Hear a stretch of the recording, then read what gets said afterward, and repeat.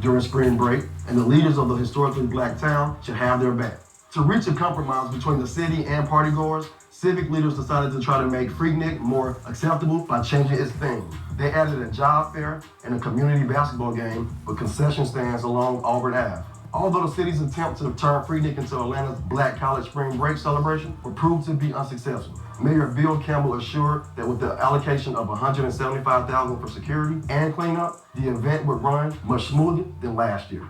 Freaknick 1994 brought double the amount of participants it did the last year. 200,000 people gathered from all over the nation and even Canada. As the crowds grew, the real freaks began to emerge. The partying got even crazier. Non-students had turned Freaknick into a place they ignore their morals and do any and everything they wanted. Things that normally happen in strip clubs spilled into the streets. Men were fondling women at every turn with or without consent. Uncle Luke was known as the king of Freaknick, and attendees had begun to live out the lyrics to his songs right there in the streets. Perhaps the music video to his 1993 song, Work It Out, which was shot at the previous year's Freaknick, encouraged more raunchy activity.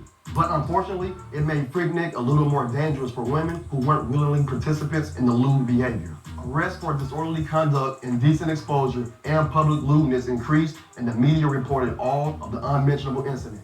But by this time, Freaknick was adding at least $20 million to the city's economy, so officials turned a blind eye to the craziness of the festival while simultaneously disassociating with the event together. Sharon Toomer, one of Freaknick's founders, who graduated from Spelman in 1986, told the Atlanta Journal-Constitution it changed when it became something other than a college event. There is no reason that a 50-year-old man needed to be at Freaknick. The crime, violence, and degradation of women had gotten out of hand. I was disappointed on many fronts. 1995 marked the decline of Freaknick as it was known. Mayor Bill Campbell and his police chief, Beverly Harvard, enlisted the AUC college presidents to send letters out to over 140 schools, discouraging students from attending any further. Stores were looted, people were shot, women were sexually assaulted. Freaknick had lost the essence of what it was founded on.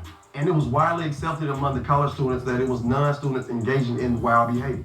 Toomer told the AJC its original purpose was to be an annual event to encourage camaraderie between historically black colleges. It was a rare opportunity for black college students to get together. Chris Williams, an Atlanta native who attended his first Freaknick as a freshman at Tuskegee University, told Atlanta Magazine, "Cops were showing up at Lenox Mall and people weren't doing nothing. They were just there. It was amazing how different they looked at us. Like we weren't college educated. Like we were thugs. We were rocking polo, Tommy Hilfiger. We weren't looking raggedy. We had money to spend."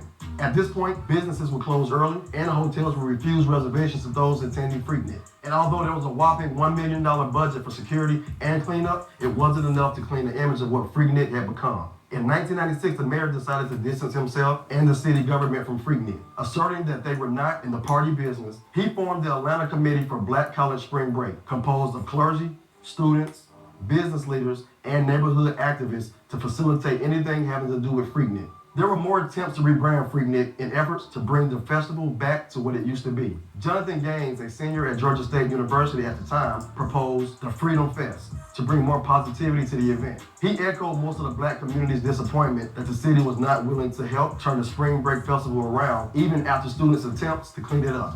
He told the Washington Post, "The city is in the party business. Braves games, the Olympics, that's the party business."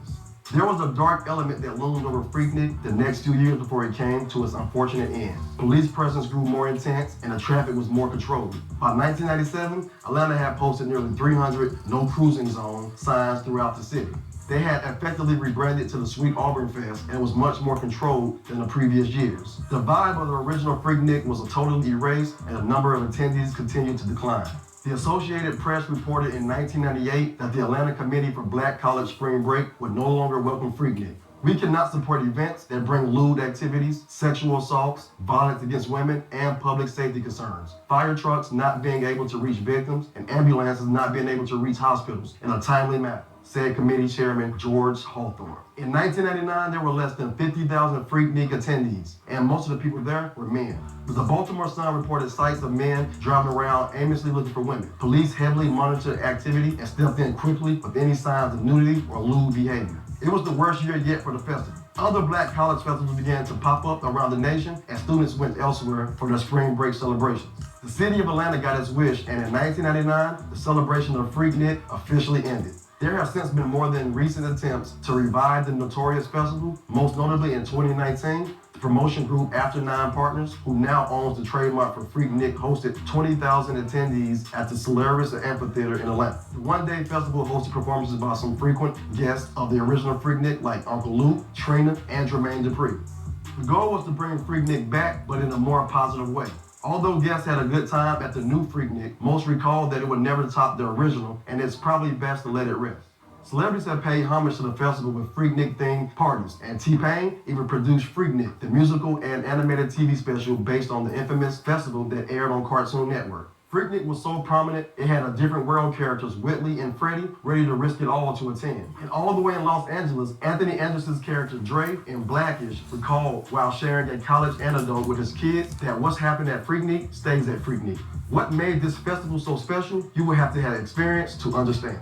Most people, especially Atlanta natives and HBCU alumni, prefer to remember Freaknick for what it was intended to be. The celebration of beautiful black educated people coming together in fun, music, and fellowship. It will forever be known as one of the biggest black college festivals ever, and its cultural impact will always live on. Stay up to date with the latest news in comedy, sports, and music by subscribing